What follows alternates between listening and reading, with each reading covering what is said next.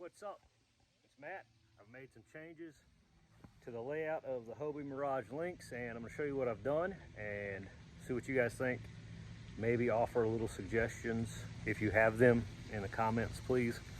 I'm really liking this Lynx. Probably my favorite thing about it so far is trying to figure out how to set it up.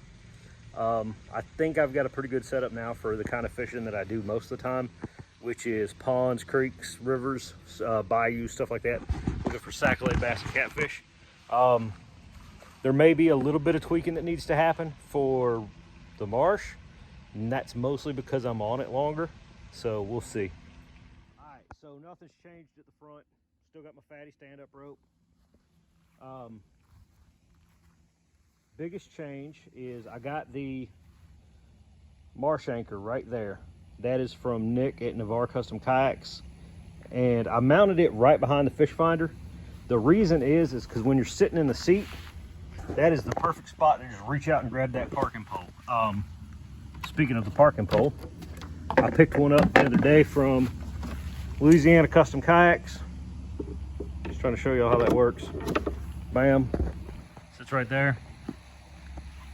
8 foot long. I'll put a link to Louisiana Custom Kayaks website down there. So that's really nice. I don't know if I'm going to keep rocking this cup holder right here. It makes getting to the parking pole kind of challenging. Maybe I can find a way to rig it to the other side, but we'll see. I've moved my battery for my fish finder into the H crate. I like this because it's less likely to slide out. You know, these Lynx there's no protection here for stuff from sliding out. So I did that. Move the paddle back here to the H crate, because the place where you store the paddle on this thing from the factory is just hot garbage. I hate it. I found this old rod holder that I'd made when I was fishing out of my KC kayak. It's ghetto, but you know what? It works better for a casting reel actually, but there you go.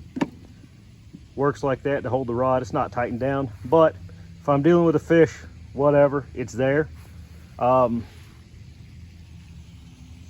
Yeah, that's really it, man. I added the parking pole, my new net that I won in a raffle to the H crate, the paddle to the H crate, move my battery box to the back. Coolest thing though,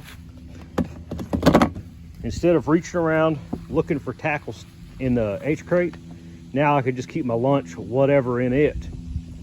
But I found this Plano box. You can't really see. Model 705. I got this idea from Louisiana Custom Kayaks. He's got one, and I asked him what size it was. Look at this. Fits perfect under that seat. Don't really got to worry about it sliding out too much. And honestly, if you can't fit enough tackle for a day's fishing in that, god dang, you may be taking too much stuff with you. But my plan is to have one of these for bluegill, sac-a-lait, that kind of stuff. Maybe even keep my catfish stuff in it, because this is pretty big and I don't use that much stuff. And then having one for the marsh. Mostly I fish swim baits, gold spoons, and of course pop a corks with voodoo shrimps in the marsh. So I'll probably just have 2 Plano boxes and rock that way. And that will leave this entire H crate for storing lunch, change of clothes, you know, safety stuff that there's really no storage for on the Lynx. And of course my fish bag will be rocking right there. And by fish bag I mean $8 cooler from Walmart. The pliers, I'm going to mount them somewhere else to where they're more easily accessible. I may actually tie them off to the seat so they're right there.